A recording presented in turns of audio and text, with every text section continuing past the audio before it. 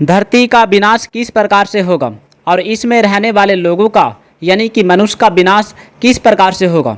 तो आइए जानते हैं। कुछ लोग कहते हैं कि ये दुनिया फायर यानी कि आग की वजह से ये दुनिया ख़त्म हो जाएगा। आग का मतलब होता है दोस्तों आग नहीं, आग का मतलब होता है क्रोध। क्योंकि दोस्तों क्रोध इतना खतरनाक होता है कि जो भी व्यक्ति क्रोध के आवेश में आ जाता है तो वह व्यक्ति अपने से बड़ों का इज्जत नहीं करता है। अब आप ही सोचिए, यदि कोई भी व्यक्ति क्रोध के आवेश में आता है तो क्या एक दूसरे का इज्जत करता है? नहीं करता है। वह सब कुछ भूल जाता है, यहाँ तक कि अपने माता पिता का भी सम्मान नहीं करता है, उनका भी हत्या कर देता है, उसे आंख दिखा दिखा कर बातें करने लगता है। जबकि दोस्तों ऐसा नहीं करना चाहिए। अपना गुरु का भी अपमान कर देते हैं, अपना गुरु का भी हत्या कर देता है। ये क्रोध के कारण से ही होता है। इसी को आग माना गया है, इसी को फायर माना गया है। और कुछ लोग कहते हैं कि ये दुनिया, ये पृथ्वी में रहने वाले लोग आइस की वजह से ख़त्म हो जाएगा। आइस यानी कि बहुत ठंडा चीज़, यानी कि मनुष्य का व्यवहार उतना भी सीधा साधा नहीं होना चाहिए। चाणक्य नीति के अनुसार मान लीजिए कि जंगल में कोई सीधा पेड़ है तो सीधा पेड़ को काट दिया जाता है, यानी कि जो शांत लोग होता है उसका लोग ज़्यादा फायदा उठाते हैं, और जो जंगल में टेढ़ा पेड़ होता है उसको छोड़ दिया जाता है। इसलिए हमें ज़्यादा सीधा साधा भी नहीं बनना चाहिए, उतना बनिए जितना कि ज़रूरी है। अब आइए भगवान श्री कृष्ण ने क्या कहा। सबसे बड़ी बात दोस्तों, वीडियो को पूरा देखिएगा क्योंकि अधूरा ज्ञान 20 के समान होता है। जानने के लिए पूरा वीडियो देखिएगा और हो सके तो चैनल को सब्सक्राइब कीजिएगा, लाइक कीजिएगा वीडियो को, और कमेंट में जय श्री कृष्ण ज़रूर लिखिएगा और हमें बताइएगा कि वीडियो कैसे लगा। आइए भगवान श्री कृष्ण ने क्या कहा बर्बादी को लेकर। भगवान श्री कृष्ण कहते हैं कि जिस वस्तु से हम जल्दी ही ऊब जाते हैं या उसमें अरुचि हो जाती है उससे हमारा वास्तविक संबंध नहीं होता। जैसे मिठाई खाकर हम उससे ऊब जाते हैं और अंततः खाना छोड़ देते हैं, इसके विपरीत जिससे हमारा वास्तविक संबंध होता है उसमें हम कभी नहीं ऊबते। जैसे भगवान की भक्ति शरीर, इंद्रियां और मन उत्पन्न और नष्ट होने वाला है, अतः इनसे हमें जो फल प्राप्त होता है वह भी नाशवान और क्षणिक होता है। एक दूसरों की सहायता से ही सबका जीवन चलता है। धनी से धनी व्यक्ति का जीवन भी दूसरों की सहायता के बिना नहीं चल सकता। हमने किसी से लिया है तो किसी को देना भी पड़ेगा। किसी की सहायता करना, सेवा करना हमारा भी धर्म है, परम कर्तव्य है। इसी का नाम कर्म योग है। कर्तव्य हुआ है जिसे हम खुश होकर कर सकते हैं और जिसे अवश्य करना चाहिए और उससे लक्ष्य की प्राप्ति अवश्य होती है। कर्तव्य हमेशा इच्छा रहित होकर परमार्थ की दृष्टि से किया जाता है। अगर हम इच्छा रखकर कर्म करते हैं तो वह हमें बंधनों में जकड़ लेते हैं। कर्म से प्राप्त होने वाला फल नाशवान होता है, जबकि उसका उद्देश्य निश्चित और नित्य होता है।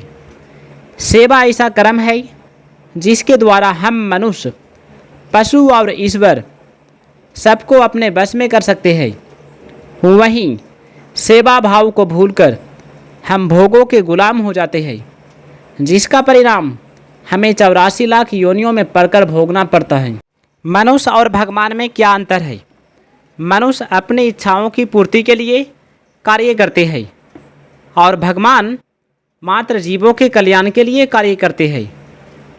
हम जब बिना इच्छा या स्वार्थ के दूसरों की सेवा करते हैं तब हमारे कर्मों में दिव्यता और विलक्षणता आती चली जाती है। अपने कर्मों को दिव्य बनाने का सरल उपाय है संसार से मिली हुई वस्तुओं को अपनी और अपने लिए नहीं मानकर संसार की सेवा में लगा देना। हमारी ज़रूरत को जितना भगवान समझते हैं उतना हम नहीं समझ पाते, इसलिए उनसे मांगना सही नहीं है। जो कुछ हमें मिला है उसी का हमें सदुपयोग करना चाहिए। अपना कुछ भी नहीं है, अपने लिए कुछ भी नहीं चाहिए और अपने लिए कुछ भी नहीं करना है। ये तीनों बातें ठीक ठीक अनुभव में आ जाएं, तभी सिद्धि और असिद्धि में पूरी समता आती है। शरीर, इंद्रियां आदि जितनी वस्तुएं हमारे पास है उन्हीं से यज्ञ हो सकता है, अधिक की आवश्यकता नहीं। अपने कर्तव्य पालन में जो जो कठिनाई आए उन्हें प्रसन्नतापूर्वक सह लेना तपस्या रूपी यज्ञ है, परंतु कठिन विपरीत स्थिति में भी प्रसन्नतापूर्वक अपने कर्तव्य का पालन करते रहना सबसे बड़ी तपस्या है, जो शीघ्र सिद्धि देने वाली होती है। संसार में असंख्य क्रियाएं होती रहती है, परंतु जिन क्रियाओं से मनुष्य अपना संबंध जोड़ता है उन्हीं से वह बंधता चला जाता है।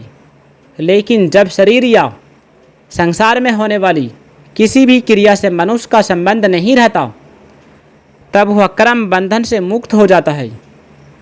शरीर और वस्तुओं से गुरु की सेवा करे जिससे वे प्रसन्न हो जाएं, वो वैसा काम करे। उनकी प्रसन्नता प्राप्त करना ही हो तो अपने आप को सर्वदा उनके अधीन कर दे। उनके मन के संकेत के, आज्ञा के अनुकूल काम करे। यही वास्तविक सेवा है। संत महापुरुष की सबसे बड़ी सेवा है उनके सिद्धांतों के अनुसार अपना जीवन बिताना और बनाना, क्योंकि उन्हें सिद्धांत जितने प्रिय होते हैं उतना अपना शरीर प्रिय नहीं होता। सिद्धांत की रक्षा के लिए वे अपने शरीर तक का सहर्ष त्याग कर देता है। इसलिए सच्चा सेवक उनके सिद्धांतों का दृढ़तापूर्वक पालन करता है। ज्ञान हो तो संदेह मिट जाता है। मन को नियंत्रण में रखकर तरह तरह की सिद्धियां पाई जा सकती है, लेकिन आत्म कल्याण नहीं किया जा सकता। आत्म कल्याण केवल कर्म करके पाया जा सकता है, और कर्म ऐसा होना चाहिए जिसके फल की इच्छा न की गई हो, क्योंकि प्रत्येक कर्म का फल तो आत्मस्फूर्त रूप से मिलना ही है। जो लोग उत्पन्न और नष्ट होने वाली जड़ पदार्थों से जुड़े रहते हैं वे योगी तो कदापि नहीं हो सकती, बल्कि पशु पक्षियों तथा अन्य जीवों की तरह भोगी होते हैं। असत्य और बुराई से भरी वस्तुओं या बातों के साथ संबंध रखने से ही जीवन में अशांति उत्पन्न होती है। अगर हम इंद्रियों से प्राप्त होने वाली सुखों में जीवन व्यतीत करेंगे तो जीवन के अंत में हमारा हाथ खाली रह जाएंगे। जीवन भोगों के लिए नहीं, इनमें निर्लिप्त रहने के लिए बना है। मन चाही वस्तु मिल जाने पर उसके सुख में रम जाते हैं, जिससे आसक्ति लगाव बढ़ती रहती है। इसे केवल एक साधन के रूप में बिना लगाव के इस्तेमाल करने से मन आसक्ति में नहीं फंसता। जो भी व्यक्ति चीज़ों के सुख में खो जाता है उन चीज़ों के चले जाने पर व्याकुल हो जाता है। इसलिए चीज़ों के मिलने या खो जाने पर मन को एक समान रूप से मोह रहित रखना ही योग्य है। हम अपने पर कर्ज चढ़ाते हैं, ये वस्तुएं किसी ज़रूरतमंद को देकर उसके जीवन को आगे बढ़ाया जा सकता है। काम ठीक से हो जाता है तो उसमें एक सुख मिलता है, और काम ठीक तरह से नहीं होता तो मन में एक दुख जैसा होता है। दोस्तों, यदि वीडियो अच्छा लगे तो वीडियो को लाइक कीजिएगा, और इसी तरह से वीडियो को पाने के लिए चैनल को सब्सक्राइब कीजिएगा। कमेंट में जय श्री कृष्ण लिखने नहीं भूलिएगा। जय श्री कृष्ण।